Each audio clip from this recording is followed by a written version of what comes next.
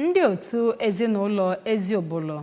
n'Ifite Village, Nkwelle Ezunaka na kansụl ime obodo Oyi bụ ndị nwe ana abọ igugu land amara dịka Hillview Estate akpọkuola Gọvanọ Chukwuma Soludo ka ọ na-ebanye n'ihe akpọrọ ịga na-awa ana na-enweta nkwado iwu nakwa ile ana dịgasị iche iche na ya bụ estate. Ha kpọrọ oku a n'oge ha nwere ọgbakọ ndị nta akụkọ na bụ onye isi oche ha bụ Maazị Vincent Nwankwọ n'oge ha dugharịchara ndị nta akụkọ gburugburu ya bụ ana. Onye ọrụ anyị bụ Chibụzọ Obidike gara wee wetara anyị akụkọ ka ya bụ ihe si wee gaa.